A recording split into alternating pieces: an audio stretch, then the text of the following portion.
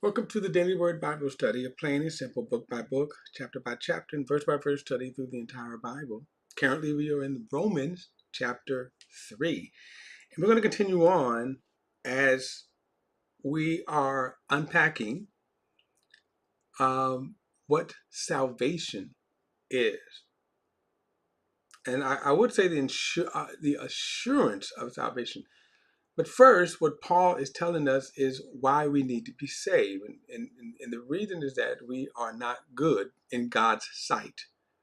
That's why we're not good. And then as we move on, we're going to see why, but we're not good. All of us, when God looks at us, he sees wretchedness, unprofitable. We're not profitable for God. He looks at us as evil. He looks at us as bad. You offer nothing. You cannot do good enough. So let me just jump to it. And let me jump to it. And I'm going to go back to verse 19. And remember, in the previous verses, he said that there is no one righteous, not even one. There is no one that understands. There is no one who seeks God. There is all have turned away, all alike have become useless. There is no one who does what is good, not even one. In verse 19, now we know that whatever the law says, it speaks to those who are subject to the law, so that every mouth may be shut and the whole world may become subject to God's judgment. For no one would be justified in his sight by the works of the law, because the knowledge of sin comes through the law. Now, I want to do something a little different here, because I want to define the words. And the reason why I'm saying that is because in order to break the brainwashing that we have, what happens is when we read scriptures like this, if the words do not register in terms of the meaning, then it's kind of like just kind of empty words. We have no cognitive understanding of what is being said. And that, in other words, we know what law means. We know what these words mean, but the one thing is that we're not kind of understanding or connecting them cognitive. Okay. Now I'm going to define these words, and then I'll come back and then we'll pack them in context. Let's kind of first go back, and let's first look at let's go back to verse 9 when he says, verse 10, he says, as it is written, I'm sorry, as it is written, no, verse 9, I'm sorry. He says, what then are we better? Are we any better? Not at all. We have previously charged that both Jews and Gentiles are all under sin. So what is the definition of sin? Well, the kind of the English word for sin, it means to miss the mark. And the English word is used as in terms of archery. So if you think about archery, you see a big bullseye, and when they would pull back and they would shoot the arrow, and the object was to hit the center, the bullseye. If it missed the target, that was called sin. And so the idea here is sin is missing God's mark. Now it's important to understand, what is God's mark? Perfection. God's standards, okay? God's precepts, commands. Sin is missing the mark. So Adam sinned. Why? Because he missed the mark. Now, the degree of sin is not what we're talking about right here. Because if you stop and think about what Adam did not build a golden calf or some form of pagan idol and then bow down and worship it. He did not create gross sexual perversive sin, like having sex with some of the animals and all of that. He simply ate fruit that God told him not to eat. And by doing that, he missed God's mark. But the consequences for missing God's mark was death or separation. We get to that in a moment. So then he says, you know, that whatever the law says, okay, it speaks as those that are subject to the law, so that every mouth may be shut, and the whole world may be subject to God's judgment. But I want to go to read verse 20, because in connection to how we just defined sin, notice he says, for no one would be justified in his sight by the works of the law, because the knowledge of sin knowledge of sin comes through the law. Now, sin is something, and it's very interesting because when we think about Adam, his choice, because sin is always a choice. Sin is never, oops, I accidentally do that. It's always, you can almost say sin is willful. Now, let's acknowledge when you go back and you read the law of Moses, there are willful and unwillful trespasses, okay? So, for example, let's say you're in your neighborhood, you see a stop sign, and you intentionally run the stop sign, right? I just say sometimes the temptation, and it made me guilty. Oh, why is the stop sign here? And I run through it. That's a willful trespass. An unwillful trespass would be, when this happens, some of you know this happens all the time, that there's no stop sign there before, so you're used to going through that intersection, and then all of a sudden they put a stop sign there. You don't realize the stop sign is there, and you run the stop sign. That would be an unwillful trespass. You still broke the law because the stop sign was there. You still broke it. You broke the law, but it was an unwillful. And the context that we're talking about here is that the principle of sin that works in man, and we go back to Adam, and this is something that is, oh my God, I'm always baffled when I think about Adam. That Adam, we have a sinful nature, and what we see here, that there's no one righteous, not even one. Well, that's a part of our nature. But Adam, remember, Adam sinned. He just made a choice to sin, and that's baffling. Same thing with Lucifer, Satan, right? He made a choice to sin, and there was no sin nature in them. They just made a choice to disobey God. Now, when it comes to us, notice he says that the knowledge of sin comes through the law. Now, what is the law? The law is God's precepts. It is God's commands for righteous living. It is his standard of living, his standard of being right. Okay? The law is. However, what we see is that the law incites sin. It doesn't promote us keeping the law. But when you think about what God's law, the umbrella of the law is every morality, standard of morality, of goodness, but it's defined by God. So now, in the law of Moses, which we see God instituting in Israel, there were commands and precepts that Israel was to do, but it also spelled out what was the morality that was based upon the law.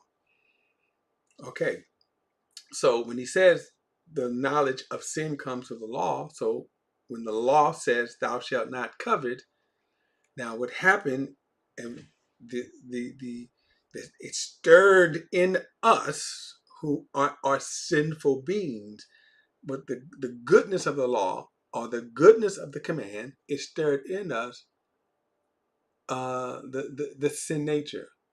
So thou shalt not covet, we covet. Thou shalt not lust, we lust. Okay.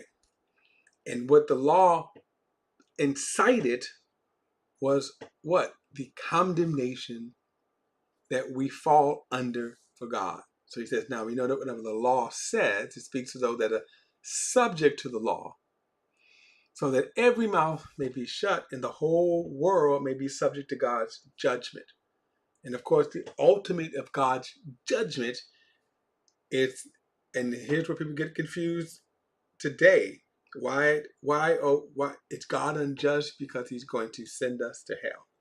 That's God's judgment. That is the price for rejecting the gospel, okay, is God's judgment.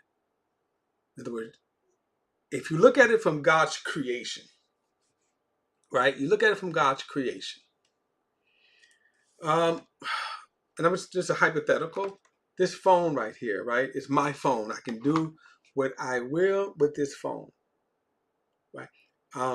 If this phone ceases to please me, ceases to be useful to me, I'm going to what?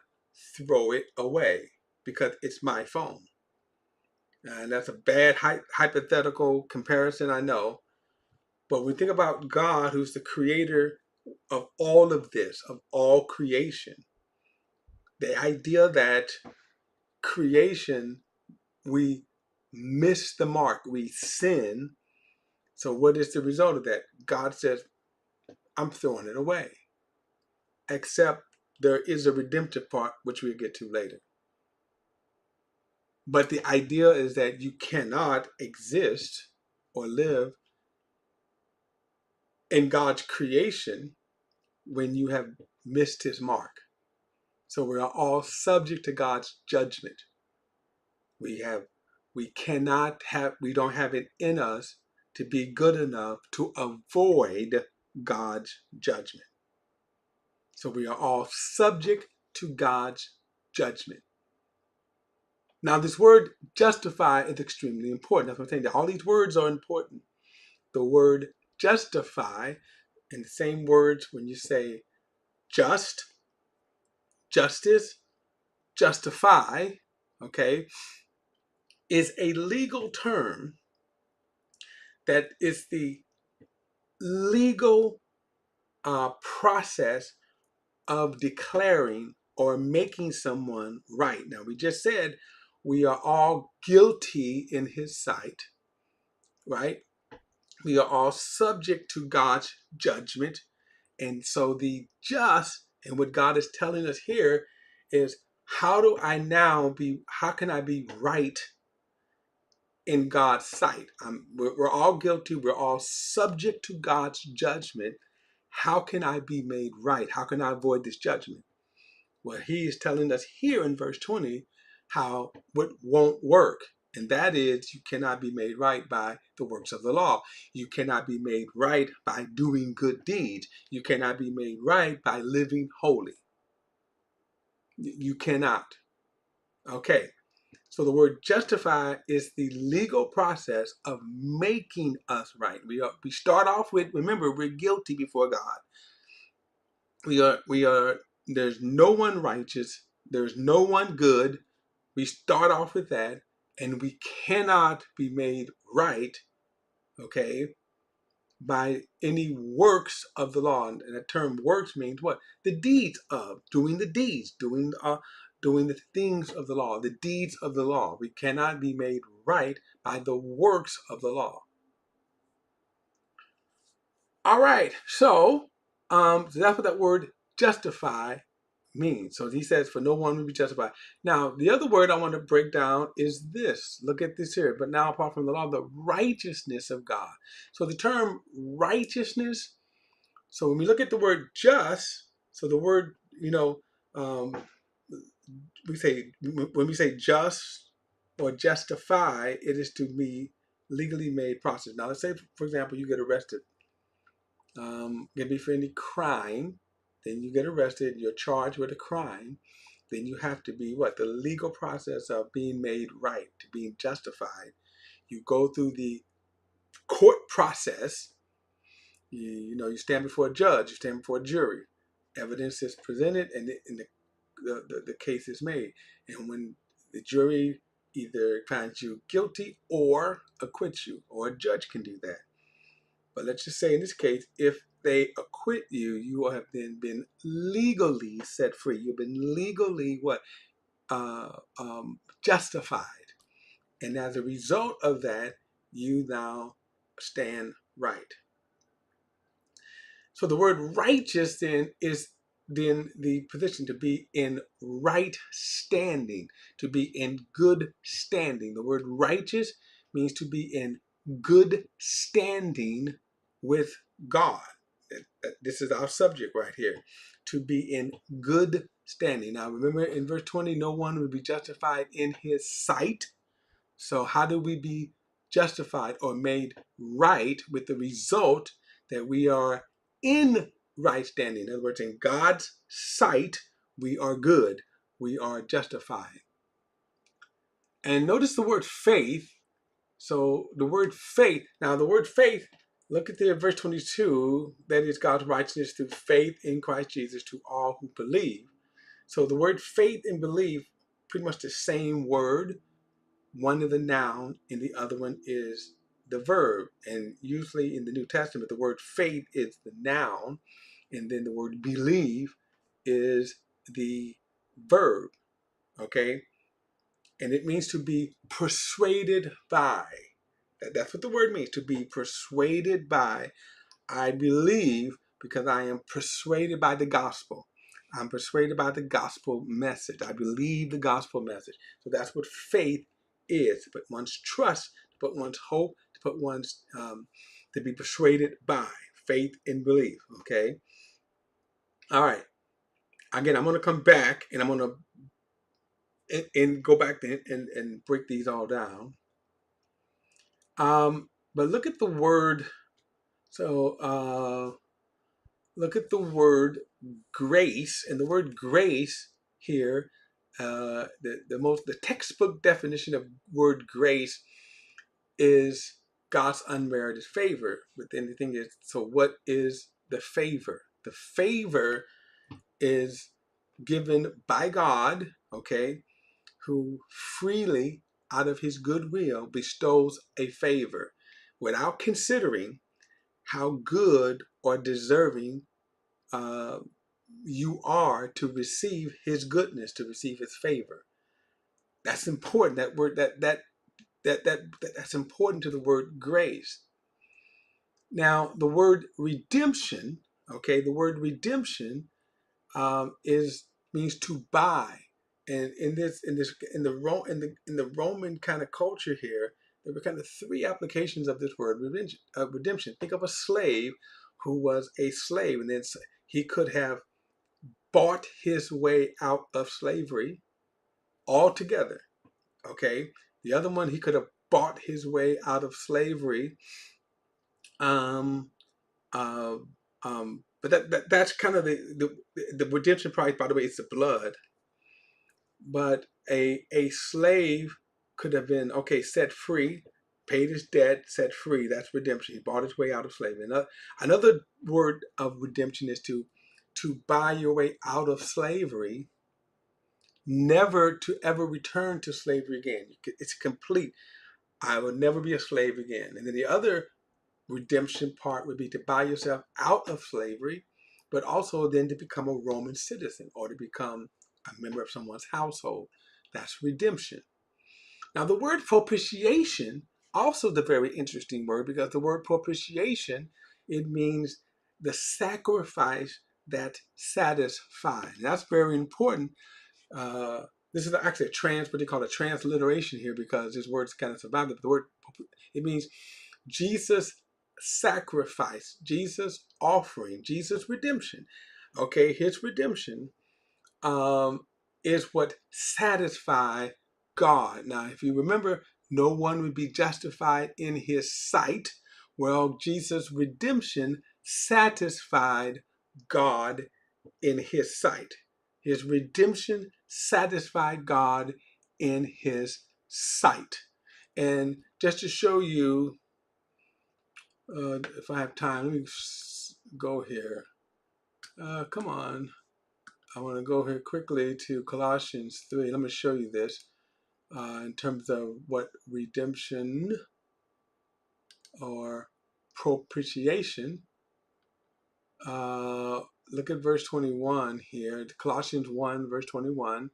Once you were alienated and hostile in your minds because of your evil actions, but now he has reconciled you by his physical body through his death to present you, now get this, to present you holy, faultless, and blameless before him.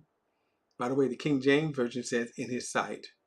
So my point is, notice it is the death of Jesus through his body that God, and this is propitiation. In other words, God looks at what Jesus did and he is satisfied with what Jesus accomplished, what Jesus did. Okay? Now, when I come back next time, we're going to deal with breaking these words down. I wanted to take the time, though, that say that, look, these are what these words mean. So when you read them, there's a cognitive register, right, in your mind of what they mean. And that's going to be very important. Very, very important. But we'll pick it up next time. Don't forget to like and share this video and subscribe to VP the Bible Perspective. And as always, if you have a thought, a comment, add it to the comment section below, or comments are welcome. And I'll see you next time.